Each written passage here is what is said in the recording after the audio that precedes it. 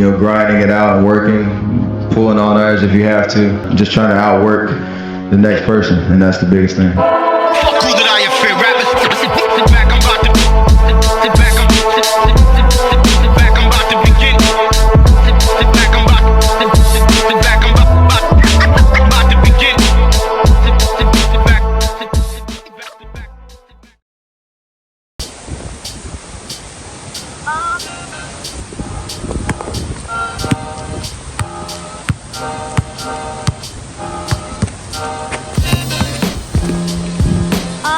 What's up, y'all? Today's a beautiful day.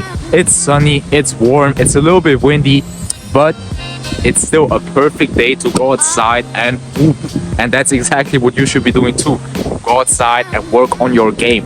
A lot of people don't know that your shooting ability can be transformed by yourself. So I know in the game there's defenders, there's a lot of, obviously in the game it's a lot different. Shooting the shooting the basketball is a lot different than when you're by yourself on a basketball court. But the art is in trying to simulate a game in different ways by challenging different qualities of your shot. Like I said, we're gonna do a little shooting workout where we are going to challenge different qualities of your shot. You're gonna see later what exactly that means. Exercise number one, or how we're gonna start off the workout, is not by doing form shooting. I know that sounds weird to a lot of people, but if you stand right under the basket and you simply get up those form shots, that is not the actual shooting form you're gonna be using when you shoot from outside, when you shoot from the three-point line, or even when you shoot in the mid-range. When you have full speed coming into the shot, you stop on a dime and get into your shot. That is not the same shooting form. So you standing under the basket and simply getting up those form shots is it's not a waste of time. You're kind of getting your rhythm going. But in my opinion, why even get a rhythm, right? Because in the game, a lot of times you're gonna come off the bench, you're maybe just not taking a shot for 2 minutes straight, and you have to get straight to it. You have to immediately be able to make shots.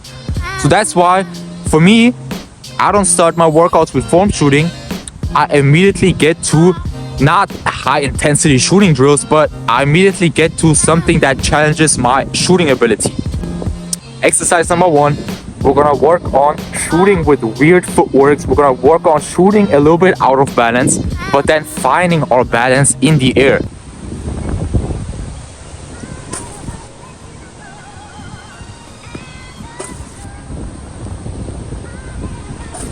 Once you get comfortable with exercises like these, once you kind of learn to still be on balance, once you still learn to be comfortable shooting the ball, even with weird drills like this, your ability to adjust your shot depending on what the defender gives you in the actual game is gonna go through the roof. The next exercise is gonna look really weird.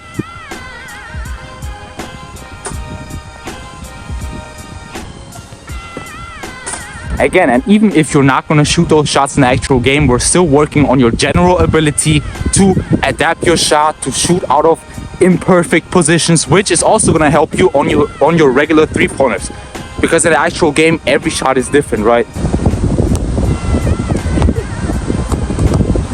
Hey, that's what I'm saying. In the beginning, you're gonna airball everything, but that's the goal. I'm not trying to make every single shot when I'm training my shooting.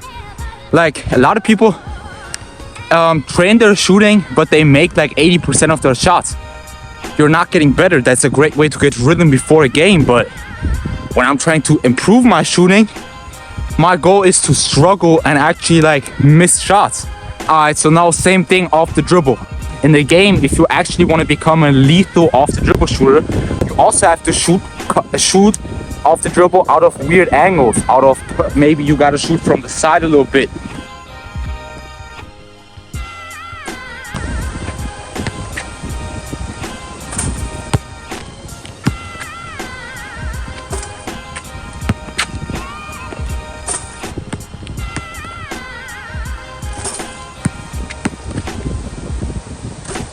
Now we're gonna get even more advanced. Now it's 80 degree turn shooting. So now I'm gonna run away from the basket, get into my pull-up, and then turn in the air.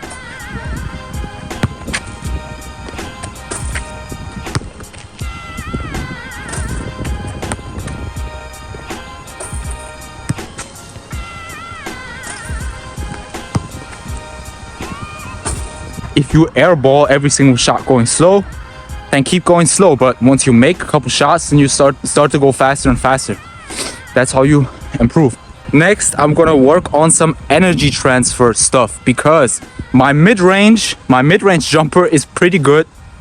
I would say that at least. My mid-range shot is pretty lethal, but my three-pointer, it's not like I'm Ben Simmons or something, but I'm not that comfortable shooting three-pointers. I don't know, because in the mid-range, I shoot a two-motion shot, and on the three-pointer, I'm kind of in between this one motion and two motion, so I kind of have this, it doesn't feel fluid.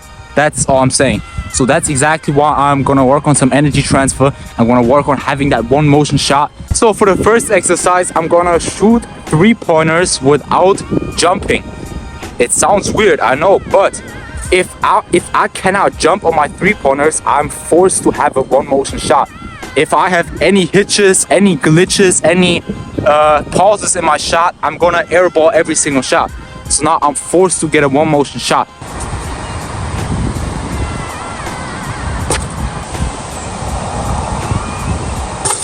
Also, I don't know if you can see it, but my guide hand when I shoot, I feel like it's a little bit too I don't know how to say it. It's too much here.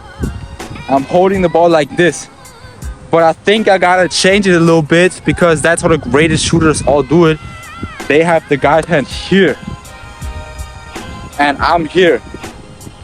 So I feel like that sometimes causes some inconsistency in my shot because my guide hand is not guiding the ball enough, I think. But I'm gonna have to do some research on how to fix that, and maybe even look if I have to fix it. But it's just something that I just noticed on this drill. But yeah, let's get to the next one.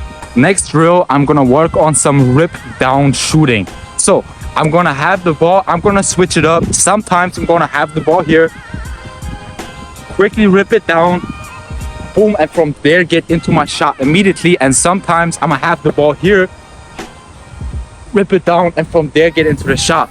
So again, the reason why I do this is because when I rip the ball down aggressively, now I'm kind of forced to have a one motion shot up because I created all of this energy downwards, and now I have to release it in one motion because otherwise everything is gonna look kind of robotic and I'm gonna probably again airball everything. All right, so now I'm gonna focus on having the guide hand here, and I'm gonna focus on shooting the ball or having my elbow eye level when I release it. So it's here. Boom.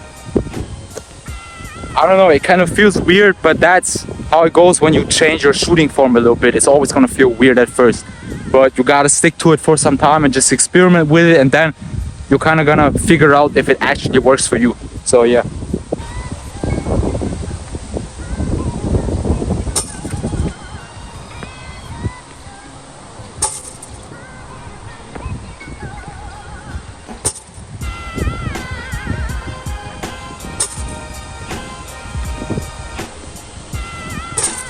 So for the next exercise, I'm gonna work on some ground pickup shooting. So I'm gonna have the ball laying on the ground. I'm gonna pick it up straight from the ground and immediately get into my shot. If I pick up the ball from the ground, again, I'm forced to have a one motion shot. If there are any pauses, glitches, it's not gonna work.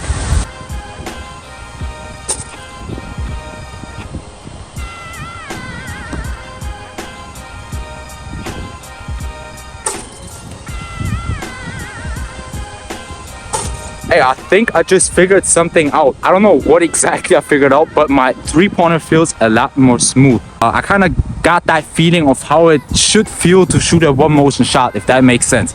I haven't developed it yet, but I kind of understand the feeling now. So what I'm going to do now is simply get a lot of shooting reps. So I'm going to do a couple three-pointers, and then I'm going to get back to some mid-range shooting as well.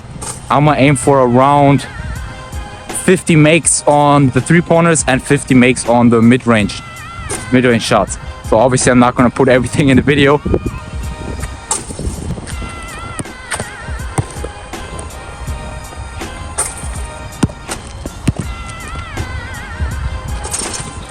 So, thanks for watching.